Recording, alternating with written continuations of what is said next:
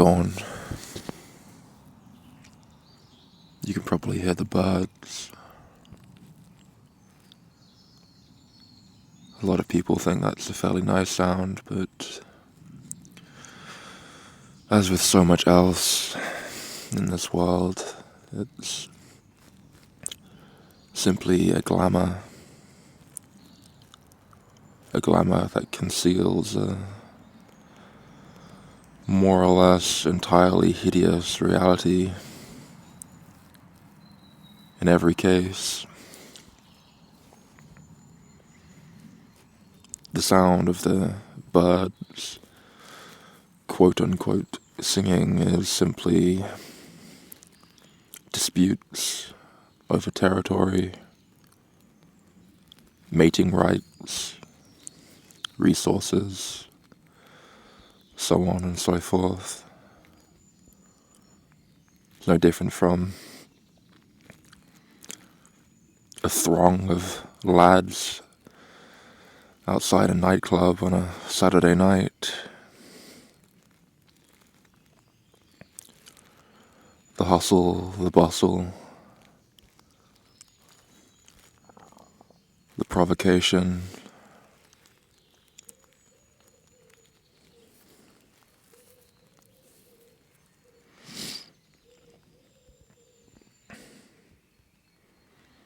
I feel typically anxious right now, as I do in the early mornings after waking, and for some hours still after that, supposedly related to the cortisol awakening response. It can trigger anxiety in some people who are prone to it, susceptible to it.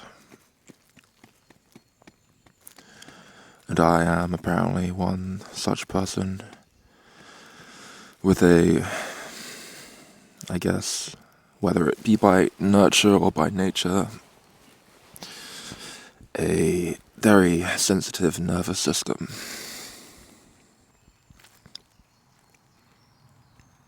I suppose it goes along with being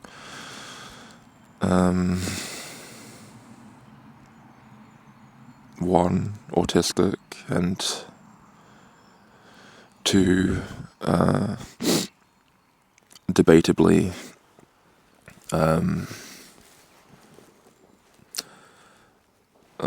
somewhat high IQ, perhaps. And that was an interesting thing that I discovered about IQ some years ago, was that people at the very high end of the distribution basically are handicapped, not in the same way as people at the very low end of the distribution, but they are nonetheless handicapped as people at the low end of the distribution are. And the way that this presents itself in people at the higher end of the distribution is that such an individual can, in their behavior and so on, can kind of look quite indistinguishable from someone with high functioning autism or ADHD and so on. So, a very highly prime sensitive nervous system mainly is what I'm pointing at here.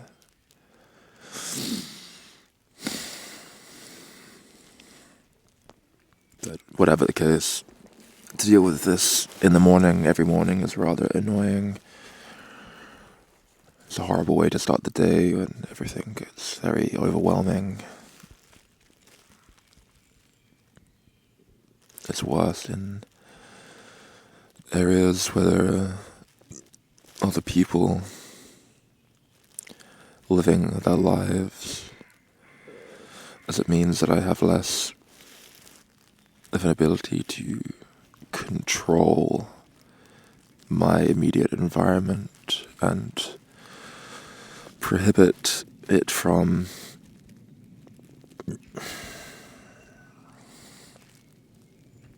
launching me into this state of overstimulation.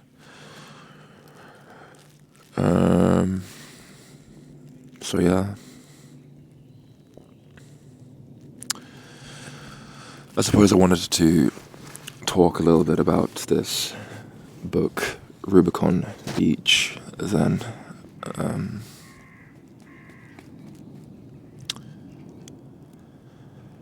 There have been a number of times throughout my life where I've been fortunate enough, I suppose, to have been provided with a mentor of some kind. And being someone, like many people in this day and age, didn't really have much of a relationship with my father growing up, and so I guess even if I had, he wouldn't have been much use as a mentor, to be honest, because we're so different as people. Or, I don't know, who knows, right, how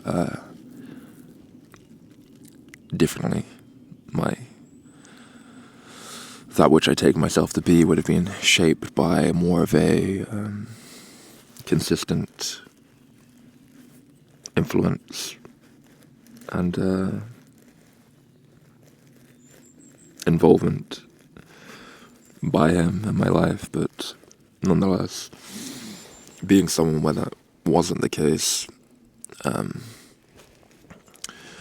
having a older male mentor, someone who has walked a similar path as the one that I myself found myself to be walking on, and have themselves done so for, in many cases, 3 decades or more longer than myself. So they have a great deal of life experience, wisdom and insight and so on, and can see themselves in me, and likewise I can see myself in them. So it's a very rich and rewarding engagement to have. So I am very fortunate to have had that on a number of occasions. I guess there are 3 instances specifically that are coming to mind. Anyhow, one of those cases, which was a few years ago, I was having a lot of issues with what, at the time, the mentor decided to term nihilistic ideation. And, they offered different pieces of advice here and there, where they could. And one thing they did for me was to give me this book, Rubicon Beach. And I'd neither heard of the book or the author of said book before, and I wasn't really given too much of a explanation of what it was that I was going to read, really any information about the book whatsoever. I think as I recall, my mentor simply said something like, don't try and understand the book, just read it, let it just experience the book, let it just, I guess, commune with your subconscious, right? So I went into reading it with that in mind, and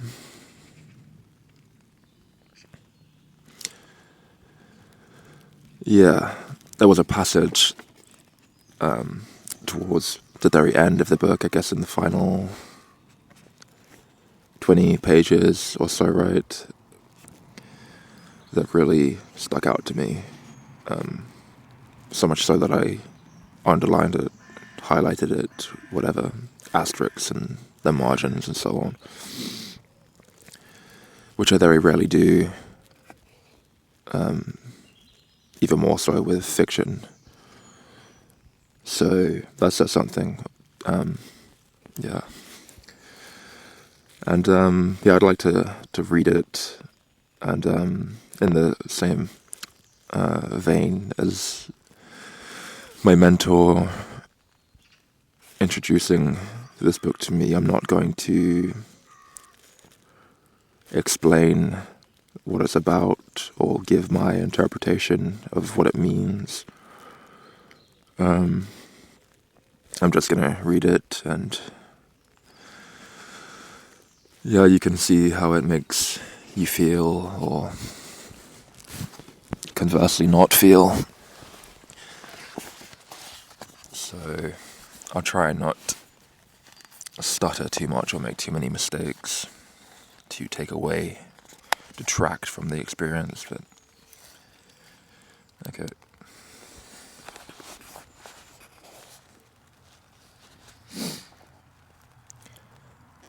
His was not aimless adding and subtracting. However, it might have seemed to the native people. He had determined to disprove once and for all the existence of the number. He had determined to show that 10 followed 9 after all, that the only presence between the two was the debris of fractions and percentages, nothing more, and that the number was only a terrible delusion, a personal fable he had told himself, and that was no reason to follow the music across the river that night years before, because there was no music, that the number did not exist, and the music of the number did not exist, and the passion of the music did not exist. In this way, he would justify a private collapse. While he had tried once before to so disprove this thing, he had hoped then not to succeed. He had attempted to disprove it only in order to affirm it. Now, however, he laid siege to it. He failed. He could not disprove his number, or his music, or his passion. He disproved everything else. He disproved the existence of the very walls of the cottage on which he wrote the equations. He disproved the existence of the books and the desk at the company where he worked. Under his employer's bewildered watch, he disproved the existence of the employer. He disproved the existence of Penzance. He disproved the existence of the sea and the boats on it, and the castle in the middle of the bay. He disproved the existence of the moors and the sun in the sky. He disproved the sky. He mathematically and empirically disproved his memories, one by one, all the way back to the blonde he had loved, whose name and face he couldn't remember. But what he could not disprove was the love itself and the huge reservoir of hunger of which it was a part. In the end, he just hoped to disprove his own existence and the huge hungry place of which he was a part and which was a part of him. But he could not.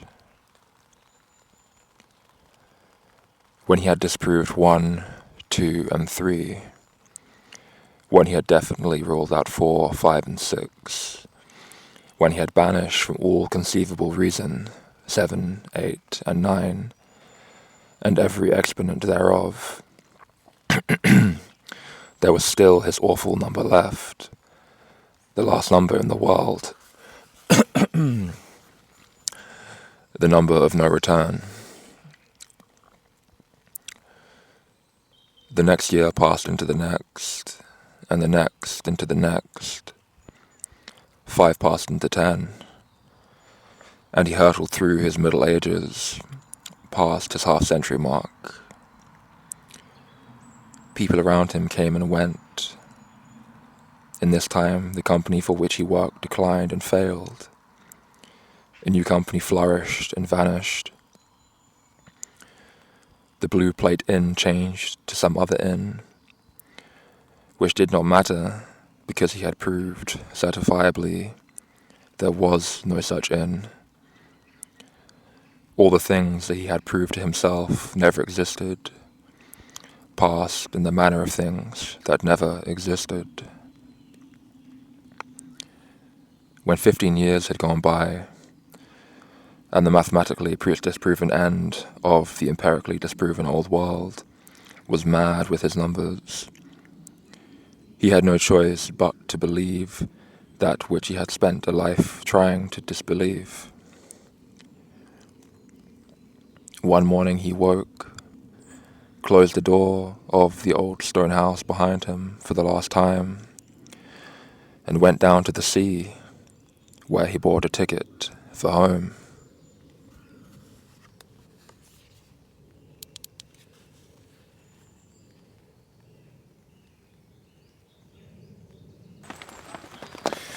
Yeah, so I changed my mind. I am going to give some thoughts about it. At least just vague thoughts whilst I'm occupied doing something else. The mic is even going to pick up what I'm saying, get it sort of oddly positioned. I'm not holding it. I'm trying to do some hands-free type stuff, but whatever. Yeah, so basically, my assessment of that piece is, at least now, of course at the time, I fervently underlined a bunch of shit, so I thought highly of it at least, or rather I wanted to impress such upon myself that I did think highly of it and that it was worth paying attention to, but now I think otherwise. I really just think it's a bunch of fucking trash. I think, one, my desire to impress such upon my mind was a desire to pull myself out of that nihilistic ideation, because who wants to really go down that route, right?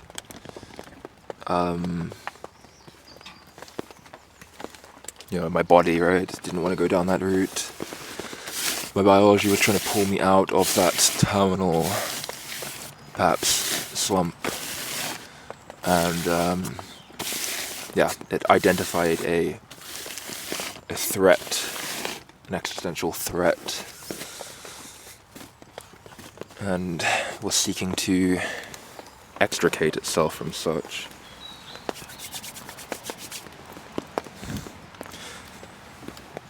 So that's my position, what I was getting from it. But what about the author, Mr. Steve Erickson?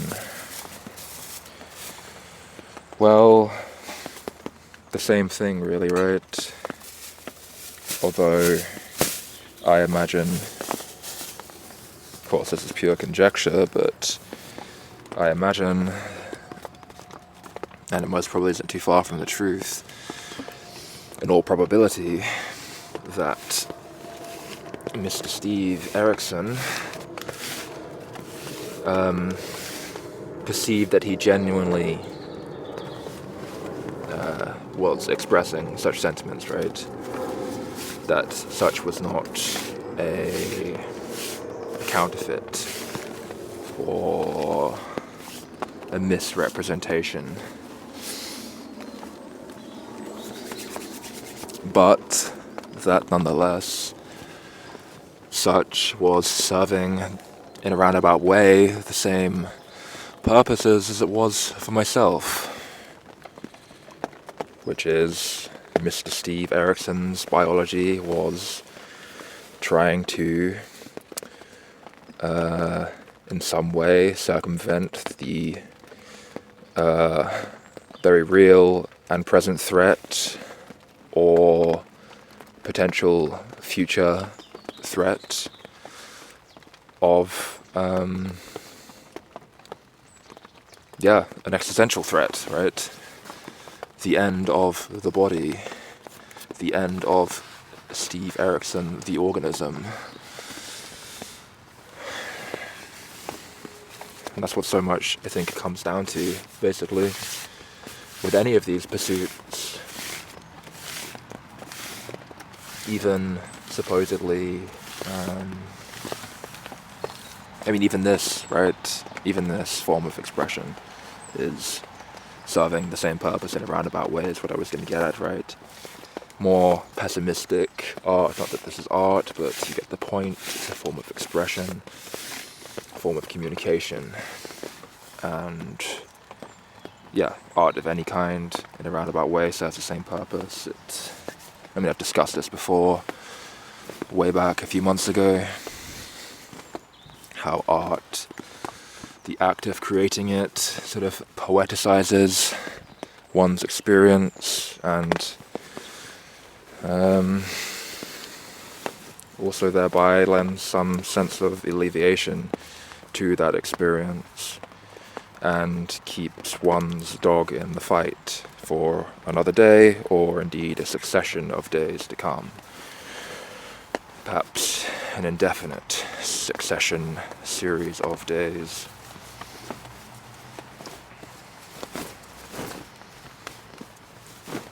You take away art, take away expression, the human experience is even more banal and punitive. There's no longer any place to hide from it, no means of sublimation to alleviate one's sorrows. Everything is much more bleak. And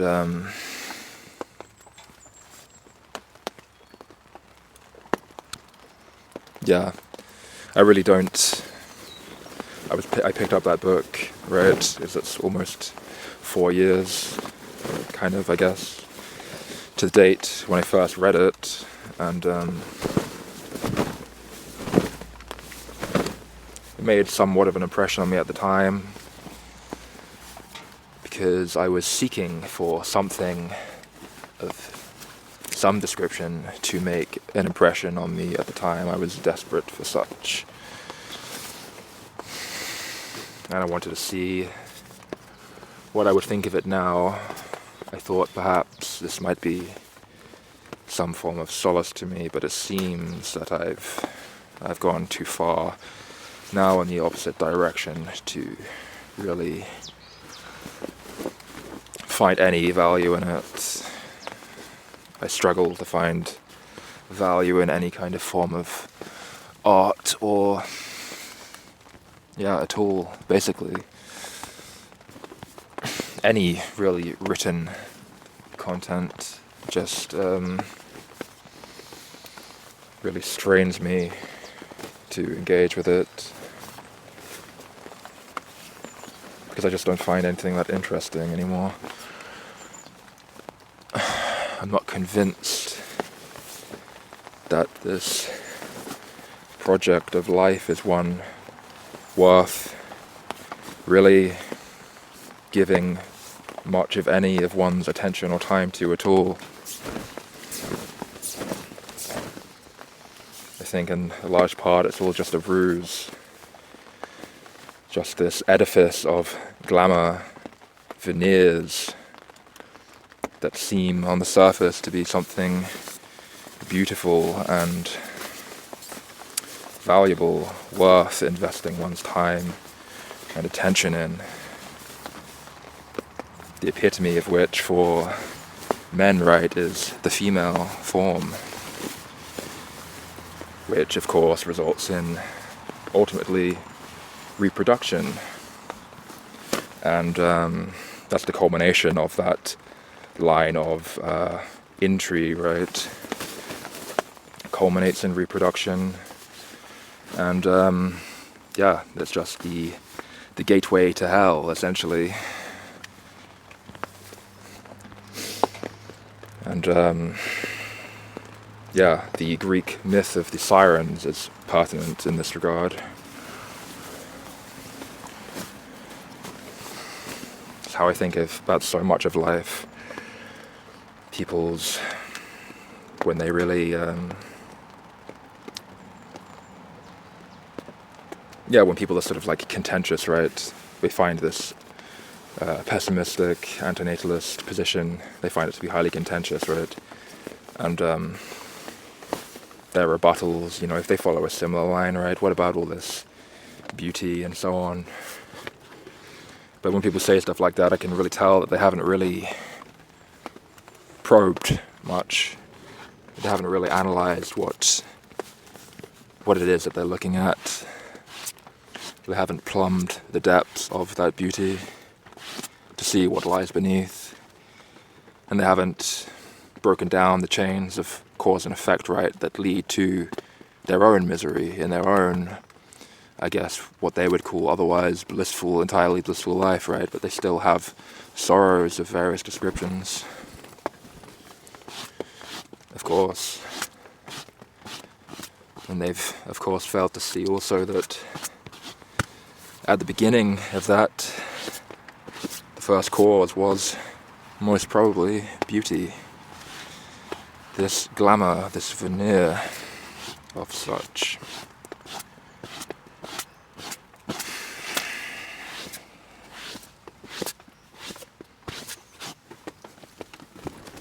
Yeah.